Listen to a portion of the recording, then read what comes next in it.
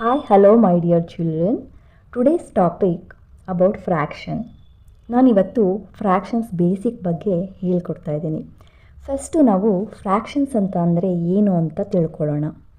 A fraction is a part of a whole. ಅಂದರೆ ಏನು? ನಾನಿವಾಗ ಎಕ್ಸಾಂಪಲ್ಲಾಗಿ ಒಂದು ಓಲ್ ಪಿಜ್ಜಾವನ್ನು ತೊಗೊಂಡಿದ್ದೀನಿ. ಇದನ್ನು ಓಲ್ ಅಂತ ಕನ್ಸಿಡರ್ ಮಾಡೋಣ. ಈ ಓಲ್ ಪಿಜ್ಜಾವನ್ನು ನೀವು 2 ಫ್ರೆಂಡ್ಸ್ ಶೇರ್ ಮಾಡ್ಕೋಬೇಕು ಅಂದರೆ ಏನು ಮಾಡ್ತೀರಾ? ಆ ಪಿಜ್ಜಾವನ್ನು ನೀವು 2 ಈಕ್ವಲ್ ಪಾರ್ಟ್ಗಳಾಗಿ ಕಟ್ ಮಾಡ್ತೀರಾ. ಸೊ ಇಲ್ಲಿ ಕಾಣಿಸ್ತಾ ಇದೆಯಲ್ಲ, 2 ಪಾರ್ಟ್ಗಳಾಗಿ ಕಟ್ ಮಾಡಿದ್ದೀವಿ. ಈ ಪಾರ್ಟ್ ಏನು ಸಿಗತ್ತೆ? ಈ ಪಾರ್ಟನ್ನೇ ನಾವು ಫ್ರ್ಯಾಕ್ಷನ್ ಅಂತ ಹೇಳ್ತೀವಿ. ಓಲ್ ಪಿಜ್ಜಾನಲ್ಲಿ ಶೇರ್ ಮಾಡ್ಕೊಳ್ಳೋದಕ್ಕಾಗಿ ಕಟ್ ಮಾಡಿರ್ತಕ್ಕಂಥ ಈ ಪಾರ್ಟ್ ಏನಿರುತ್ತೆ, ಆ ಪಾರ್ಟನ್ನೇ ನಾವು ಫ್ರ್ಯಾಕ್ಷನ್ ಅಂತ ಹೇಳ್ತೀವಿ. ಸೊ ಇಬ್ಬರು ಫ್ರೆಂಡ್ಸ್ ಇದನ್ನು ಶೇರ್ ಮಾಡಿಕೊಂಡಾಗ ಒಬ್ಬ ಫ್ರೆಂಡ್ಗೆ ಈ ಪಾರ್ಟ್ ಸಿಗತ್ತೆ, ಮತ್ತೊಬ್ಬ ಫ್ರೆಂಡ್ಗೆ ಈ ಪಾರ್ಟ್ ಸಿಗತ್ತೆ. ಸೊ ನಿನಗೆ ಸಿಕ್ಕಿರ್ತಕ್ಕಂಥ ಪಾರ್ಟ್ ಇದು. ಈ ಪಾರ್ಟನ್ನು ನೀನು ಏನಂತ ಹೇಳ್ತೀಯಾ? ಇದು ಒಂದು ಫ್ರ್ಯಾಕ್ಷನ್. ಈ ಫ್ರ್ಯಾಕ್ಷನನ್ನು ನೀನು ಹೇಳೋದು ಹೇಗೆ, ಅದನ್ನು ಬರೆಯೋದು ಹೇಗೆ ಅಂದರೆ, ಇವಾಗ ಒಂದು ಪಿಜ್ಜಾವನ್ನು ನೀನು ಎಷ್ಟು ಪಾರ್ಟ್ಗಳಾಗಿ ಕಟ್ ಮಾಡಿದೀಯಾ? ಟೋಟಲ್ 2 ಪಾರ್ಟ್ಗಳಾಗಿ ಕಟ್ ಮಾಡಿದೀಯಾ. 1, 2. ಆ 2 ಅನ್ನು ನಾವು ಕೆಳಗಡೆಗೆ ಬರ್ಕೊತೀವಿ. ಮತ್ತು ನಿನಗೆ ಸಿಕ್ಕಿರ್ತಕ್ಕಂಥ ಪಾರ್ಟ್ ಎಷ್ಟಿದು? 1 ಪಾರ್ಟ್. ಆ 1 ಪಾರ್ಟನ್ನು ನಾವು ಮೇಲ್ಗಡೆಗೆ ಬರ್ಕೊತೀವಿ. ಇದನ್ನು ಓದಬೇಕಾದ್ರೆ 1/2 ಅಂತ ಹೇಳ್ತೀವಿ. ಇದರ ಮೀನಿಂಗ್ ಆಫ್ ಅಥವಾ ಅರ್ಧ. ಅಂದರೆ ನಿನಗೆ ಸಿಕ್ಕಿರ್ತಕ್ಕಂಥ ಪಿಜ್ಜಾದ ಪಾರ್ಟ್ ಎಷ್ಟು? ಅರ್ಧ ಅಥವಾ ಆಫ್. ಇದನ್ನೇ ನಾವು ಫ್ರ್ಯಾಕ್ಷನ್ ಅಂತ ಹೇಳ್ತೀವಿ.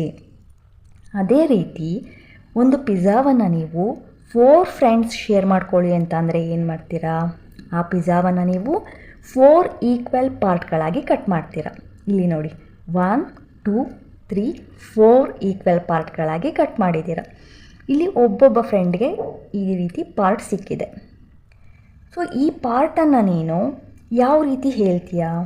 ಇದನ್ನು ಯಾವ ರೀತಿ ಬರೆಯೋದು ಅಂತ ಅಂದರೆ, ಟೋಟಲ್ ಎಷ್ಟು ಪಾರ್ಟ್ಗಳಾಗಿ ಕಟ್ ಮಾಡಿದ್ದೀರಾ? 4 ಪಾರ್ಟ್ಗಳಾಗಿ. ಸೊ ಆ ಟೋಟಲ್ ಪಾರ್ಟನ್ನು ನಾವು ಕೆಳಗಡೆಗೆ ಬರ್ಕೊತೀವಿ. ನಿನಗೆ ಸಿಕ್ಕಿರ್ತಕ್ಕಂಥ ಪಾರ್ಟ್ ಎಷ್ಟು? 1 ಪಾರ್ಟ್. ಆ 1 ಪಾರ್ಟನ್ನು ನಾವು ಮೇಲ್ಗಡೆಗೆ ಬರ್ಕೊತೀವಿ. ಇದನ್ನು ಓದಬೇಕಾದ್ರೆ 1/4 ಅಂತ ಹೇಳ್ತೀವಿ. ಇದರ ಮೀನಿಂಗ್ ಏನು ಅಂದರೆ ಕಾಲು ಭಾಗ ಅಥವಾ ಕ್ವಾರ್ಟರ್. ನಿನಗೆ ಸಿಕ್ಕಿರ್ತಕ್ಕಂಥ ಪಾರ್ಟ್ ಎಷ್ಟು? ಕ್ವಾರ್ಟರ್ ಪಾರ್ಟ್ ಸಿಕ್ಕಿದೆ ಅಥವಾ ಕಾಲು ಭಾಗ ಸಿಕ್ಕಿದೆ. ಇಲ್ಲಿ ಇದನ್ನು ಆಫ್ ಅಂತ ಹೇಳ್ತೀವಿ, ಇಲ್ಲಿ ಇದನ್ನು ಕ್ವಾರ್ಟರ್ ಅಂತ ಹೇಳ್ತೀವಿ. ಇದನ್ನೇ ನಾವು ಫ್ರ್ಯಾಕ್ಷನ್ ಅಂತ ಹೇಳ್ತೀವಿ. ಇವಾಗ ಅದೇ ರೀತಿ ಮತ್ತೊಂದು ಎಕ್ಸಾಂಪಲನ್ನು ನೋಡೋಣ. ಇಲ್ಲಿ ಒಂದು ಸ್ಕ್ವಯರ್ ಶೇಪ್ ಕಾಣಿಸ್ತಾ ಇದೆಯಲ್ಲ, ಈ ಸ್ಕ್ವಯರ್ ಶೇಪನ್ನು ನಾವು 2 ಈಕ್ವಲ್ ಪಾರ್ಟ್ಗಳಾಗಿ ಕಟ್ ಮಾಡಿದ್ದೀವಿ. ಮತ್ತು 1 ಪಾರ್ಟ್ಗೆ ನಾವು ಶೇಡ್ ಮಾಡಿದ್ದೇವೆ. ಈ ಶೇಡ್ ಮಾಡಿರ್ತಕ್ಕಂಥ ಪಾರ್ಟ್ ಎಷ್ಟು ಅಂತ ಕೇಳಿದಾಗ, ಇಲ್ಲಿ ಟೋಟಲ್ ಎಷ್ಟು ಪಾರ್ಟ್ಗಳಾಗಿ ಕಟ್ ಮಾಡಿದ್ದೀವಿ? 1, 2. ಆ ಟೋಟಲ್ ಪಾರ್ಟನ್ನು ನಾವು ಕೆಳಗಡೆಗೆ ಬರ್ಕೊತೀವಿ. ಈ ಶೇಡ್ ಮಾಡಿರ್ತಕ್ಕಂಥ ಪಾರ್ಟ್ ಎಷ್ಟು? 1. ಆ 1 ಪಾರ್ಟನ್ನು ಮೇಲ್ಗಡೆ ಬರ್ಕೊತೀವಿ. ಅದನ್ನು ಓದಬೇಕಾದ್ರೆ 1/2 ಅಂತ ಹೇಳ್ತೀವಿ. ಅಂದರೆ ಆಫ್ ಪಾರ್ಟ್ಗೆ ನಾವು ಶೇಡ್ ಮಾಡಿದ್ದೇವೆ. ಇದರ ಮೀನಿಂಗ್ ಅರ್ಧ ಅಥವಾ ಆಫ್. ಮತ್ತು ಅದೇ ಸ್ಕ್ವೇರನ್ನು ನಾವು ಇಲ್ಲಿ 4 ಈಕ್ವಲ್ ಪಾರ್ಟ್ಗಳಾಗಿ ಕಟ್ ಮಾಡಿದ್ದೀವಿ. ಇಲ್ಲಿ ಈ ಪಾರ್ಟ್ಗೆ ನಾವು ಶೇಡ್ ಮಾಡಿದ್ದೀವಿ. ಈ ಶೇಡ್ ಮಾಡಿರ್ತಕ್ಕಂಥ ಪಾರ್ಟ್ ಎಷ್ಟು ಅಂತ ಕೇಳಿದ್ರೆ, ಟೋಟಲ್ ಎಷ್ಟು ಪಾರ್ಟ್ಗಳಾಗಿ ಕಟ್ ಮಾಡಿದ್ದೀವಿ? 1, 2, 3, 4. ಆ 4 ಪಾರ್ಟನ್ನು ನಾವು ಕೆಳಗಡೆಗೆ ಬರ್ಕೊತೀವಿ. ಇಲ್ಲಿ ಶೇಡ್ ಮಾಡಿರ್ತಕ್ಕಂಥ ಪಾರ್ಟ್ ಎಷ್ಟು? 1 ಪಾರ್ಟ್. ಆ 1ಅನ್ನು ಮೇಲ್ಗಡೆ ಬರ್ಕೊತೀವಿ. ಇದನ್ನು 1/4 ಅಂತೀವಿ. ಅಂದರೆ ಕಾಲು ಭಾಗ ಅಥವಾ ಕ್ವಾರ್ಟರ್ ಅಂತ ಹೇಳ್ತೀವಿ. ಇವಾಗ ನಿಮಗೆ ಫ್ರ್ಯಾಕ್ಷನ್ ಅಂದರೆ ಏನು ಅಂತ ಗೊತ್ತಾಯಿತು. ಇವಾಗ ಫ್ರ್ಯಾಕ್ಷನ್ನಲ್ಲಿ ಬರ್ತಕ್ಕಂಥ ಪಾರ್ಟ್ಗಳು ಯಾವ್ಯಾವುದು ಅಂತ ತಿಳ್ಕೊಳ್ಳೋಣ. ಇವಾಗ 1/2 ಇಲ್ಲಿ ಇದನ್ನು ಲೈನ್ ಇದೆಯಲ್ಲ, ಈ ಲೈನನ್ನು ನಾವು ಫ್ರ್ಯಾಕ್ಷನ್ ಬಾರ್ ಅಂತ ಹೇಳ್ತೀವಿ. ಈ ಫ್ರ್ಯಾಕ್ಷನ್ ಬಾರಿಂದ ಕೆಳಗಡೆ ಇರ್ತಕ್ಕಂಥ ನಂಬರ್, ಈ ನಂಬರನ್ನು ನಾವು ಡಿನಾಮಿನೇಟರ್ ಅಂತ ಕರಿತೀವಿ. ಈ ಫ್ರ್ಯಾಕ್ಷನ್ ಬಾರಿಂದ ಮೇಲ್ಗಡೆ ಇರ್ತಕ್ಕಂಥ ನಂಬರ್ ಏನಿರುತ್ತೆ ಆ ನಂಬರನ್ನು ನಾವು ನ್ಯೂಮರೇಟರ್ ಅಂತ ಕರಿತೀವಿ. ಈ 1 ನ್ಯೂಮರೇಟರ್ ಅಂತೀವಿ. ಕೆಳಗಡೆ ಇರ್ತಕ್ಕಂಥ 2 ಅನ್ನು ನಾವು ಡಿನಾಮಿನೇಟರ್ ಅಂತ ಹೇಳ್ತೀವಿ. ಇವಾಗ ಕೆಲವೊಂದು ಎಕ್ಸಾಂಪಲ್ಗಳ ಮುಖಾಂತರ ನಾವು ಫ್ರ್ಯಾಕ್ಷನನ್ನು ಯಾವ ರೀತಿ ರೆಪ್ರೆಸೆಂಟ್ ಮಾಡೋದು ಅಂತ ಅನ್ನೋದನ್ನು ನಾನು ನಿಮಗೆ ತೋರಿಸ್ಕೊಡ್ತೀನಿ. ಇವಾಗ ಇಲ್ಲಿ ನಿಮಗೆ ಒಂದು ಫ್ಲವರ್ ಪಿಕ್ಚರ್ ಕಾಣಿಸ್ತಾ ಇದೆ ಅಲ್ಲ, ಈ ಫ್ಲವರ್ನಲ್ಲಿ ಎಷ್ಟು ಟೋಟಲ್ ಪೆಟಲ್ಸ್ಗಳಿದ್ದಾವೆ ಕೌಂಟ್ ಮಾಡೋಣ.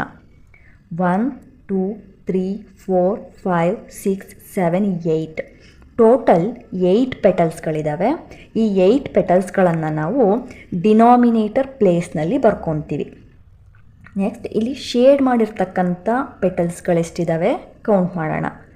1 2 3 4 5 ಈ ಶೇಡ್ ಮಾಡಿರ್ತಕ್ಕಂಥ ಪೆಟಲ್ಸ್ಗಳ ಸಂಖ್ಯೆ 5 ಇದೆ.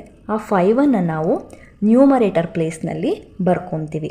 ಸೊ 5/8 ಅಂತ ಹೇಳ್ತೀವಿ ಇದನ್ನು.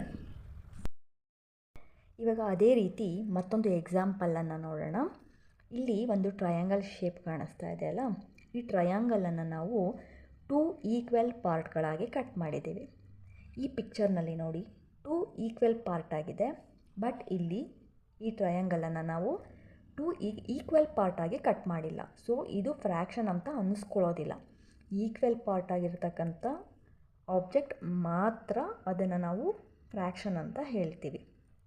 ಸೊ ಇಲ್ಲಿ ಶೇಡ್ ಮಾಡಿರ್ತಕ್ಕಂಥ ಪಾರ್ಟ್ ಎಷ್ಟು ಅಂತ ಅಂದರೆ ಟೋಟಲ್ ಎಷ್ಟು ಪಾರ್ಟ್ ಇದೆ, 2 ಪಾರ್ಟ್ ಇದೆ. ಆ 2 ಪಾರ್ಟನ್ನು ನಾವು ಡಿನಾಮಿನೇಟರ್ ಪ್ಲೇಸ್ನಲ್ಲಿ ಬರ್ಕೊಂಡಿದ್ದೀವಿ. ಶೇಡ್ ಮಾಡಿರ್ತಕ್ಕಂಥ ಪಾರ್ಟನ್ನು ನಾವು 1 ಪಾರ್ಟನ್ನು ನಾವು ನ್ಯೂಮರೇಟರ್ ಪ್ಲೇಸ್ನಲ್ಲಿ ಬರ್ಕೊಂಡಿದ್ದೀವಿ. ಸೊ 1/2 ಶೇಡ್ ಮಾಡಿರ್ತಕ್ಕಂಥ ಪಾರ್ಟ್ ಆಫ್ ಅಂದರೆ 1/2 ಅನ್ನು ನಾವು ಆಫ್ ಅಂತ ಕನ್ಸಿಡರ್ ಮಾಡ್ತೀವಿ. ಅದೇ ರೀತಿ ಇಲ್ಲೊಂದು ರೆಕ್ಟ್ಯಾಂಗಲ್ ಶೇಪ್ ಬಾರ್ ಕಾಣಿಸ್ತಾ ಇದೆ. ಈ ರೆಕ್ಟ್ಯಾಂಗಲ್ ಶೇಪ್ ಬಾರನ್ನು ನಾವು ಎಷ್ಟು ಪಾರ್ಟ್ಗಳಾಗಿ ಕಟ್ ಮಾಡಿದ್ದೀವಿ ಕೌಂಟ್ ಮಾಡೋಣ.